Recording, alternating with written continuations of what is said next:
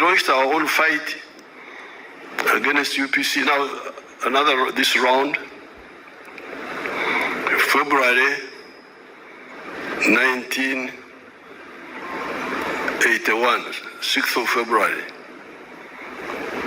And we fought, we started fighting. Then on the 6th of June 1981, I had to go out to look for support. I left Matuga, went through Buama, entered the boat at Katebo, entered the boat and went to Kenya, spending some night at Bubeke, in one of the islands. Then I went on to Libya, meeting Muammar Gaddafi on the 21st of June, 1981. Now, when I was in Libya, I met the former Amin groups for the first time. Moses was there. There were other groups. There was a fellow called Amin Mutiawa. Other people like Habib Kajimu were there. Now, that time we agreed to, the Libyans wanted us to unite, to become one group, but we said no, because of the history of our country. Let's first operate separately. Let the NRA continue doing work separately. The West Nile groups can do their work separately. Kaira can do his work separately, but we coordinate until we agree on the policies properly. So that's how I met Moses for the first time. But he was, you could see he wanted cooperation. And he was not, the problem with Africans is inferiority complex. When they are Christians, they try to become Europeans.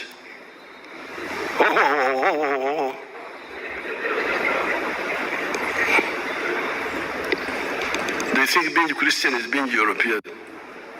When they are Muslims, they want to become Arabs. Arabs. But you are not an Arab.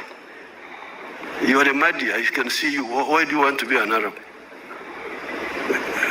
So, I could see those groups in Libya when we were there. And I told Gaddafi, these people will not help you. There was one character called Amin Mutiaba. I was asking about him yesterday. What happened to Amin Mutiaba? There. Oh.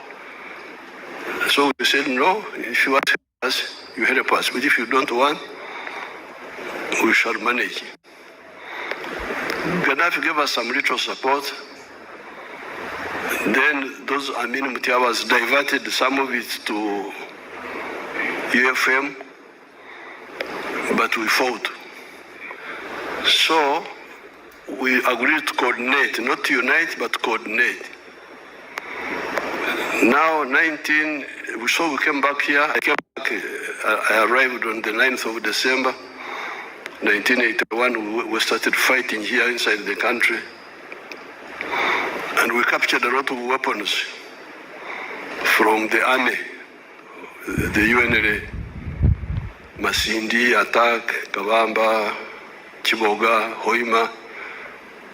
By 1985, we had accumulated quite a lot of guns from internal. Then I could see that Obote was going to collapse. We had enough power to bring down Obote, but not enough manpower to control the whole country. So I was worried that there may be chaos in the country. We'd defeat Obote, but we don't have enough manpower, armed manpower, to control the whole country. So I decided to go back to Libya to see Gaddafi again. And I met him again. This time he gave me some ammo and some few guns. Later on, I got more guns from Mwalimu, and we had built up a very powerful force.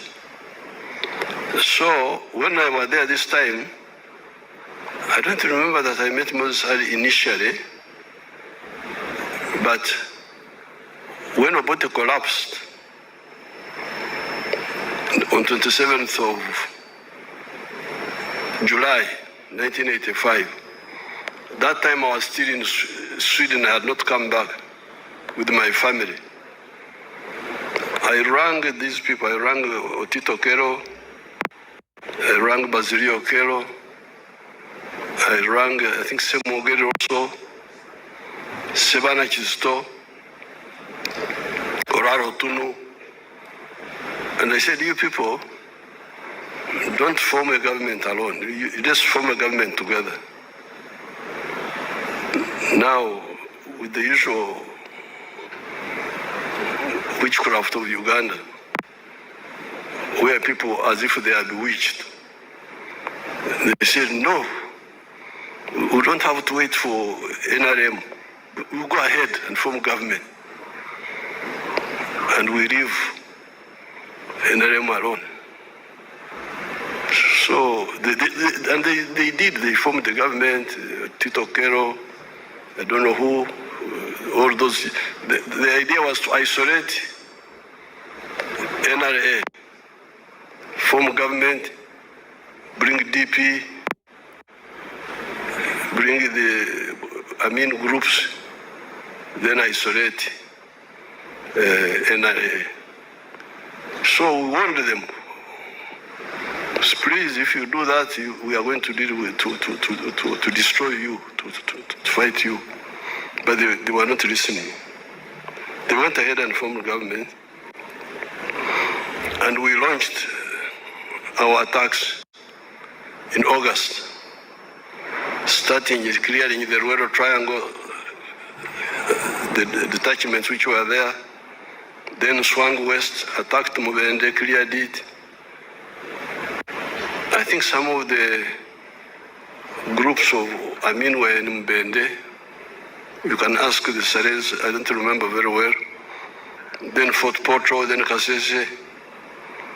Then we swung east to Mbarara, Masaka, and arrived at Katonga. Now, where Moses Ali, now you see now his second characteristic. Loving freedom, which I've already talked about, opposed Amin in their own quiet ways, resisted UPC when UPC came in because of their mistakes. So that is one characteristic, freedom fighter, which I can give authoritatively evidence on because I was there.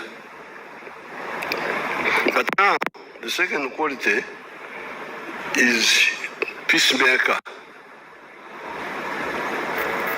because he was with Dr. Adrico. I used to hear Moses Ali with the doctor, Moses Ali with the doctor, Moses Ali with the doctor. I thought the doctor was a medical doctor. But when I met them, so when they came to Kampala, they found the population was really hostile to the group, that group of Okero and so on. So they went back to Libya and contacted the Libyans. Me, I had already finished with Libya. I was coming back to finish the whole job here. Because the Libyans had given me 1 million rounds of ammunition, 800 rifles, but Marima had given me more rifles, 1 million rounds and 5,000 rifles, so we're in a very powerful position. So I was coming back to finish off the job. But then Gaddafi called me, said, no, you come back here. There is something. So I left Nairobi, went back to Libya. Then I found Moses Sada there, and Dr. Adrico, this is the doctor they were talking about. He was a doctor of something else, not medicine. So I said, what do we do now? They say no, because they're already part of the other effort to isolate NRA. You let everybody isolate NRA. But when they came, they said, this is a mistake. That's how they looked for Gaddafi to call me. And I went back and then I said, okay, if you want to pull out, we shall see how to assist you to pull out.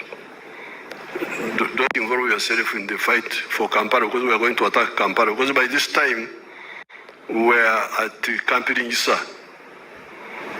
We had defeated all the counter-offensives of the poor boy who died.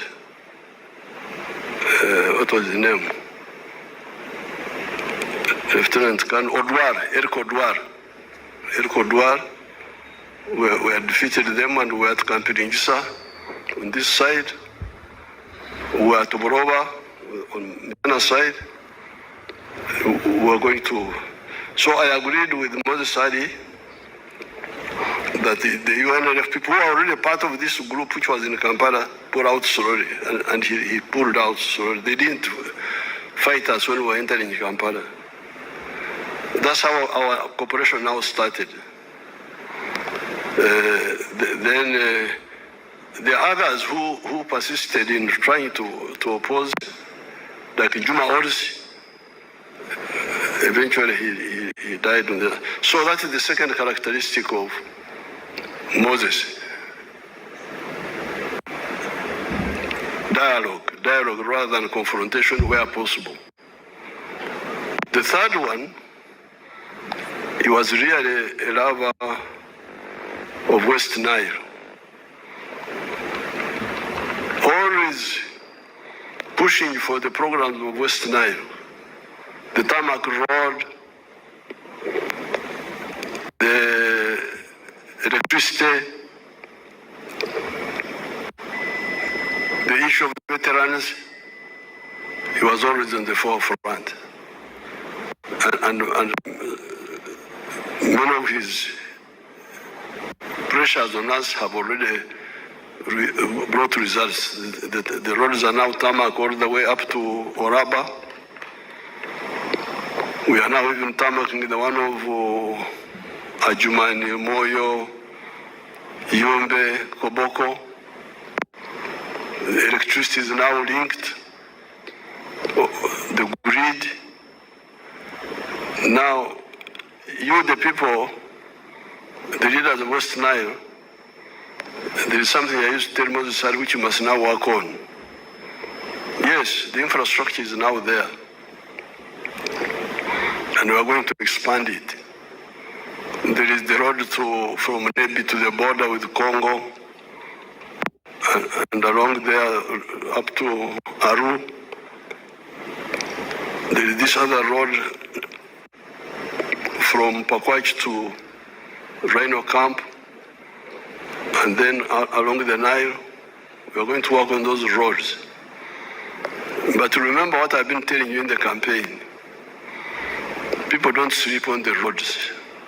They sleep in their houses. So the issue of the household incomes for West Nile is something you should agree on. Ever since the tobacco got problems, we need new enterprises. And I've given guidance on all this time on those issues. So therefore, I came here to tell you what, to give witness to the positive attributes I saw with General Moses Ali. Number one, freedom fighter. Number two, peacemaker. Number three, development person. That's what I saw. I hear that even in the Muslim group, that's why his body had to be taken to Old Kampala, Chiwuri, and Naguru. That's what, I didn't know which faction he belonged to among the Muslims. But apparently he belonged to no faction. He was neutral. So this is the Moses Ali I saw. May his soul rest in eternal peace. Thank you so much.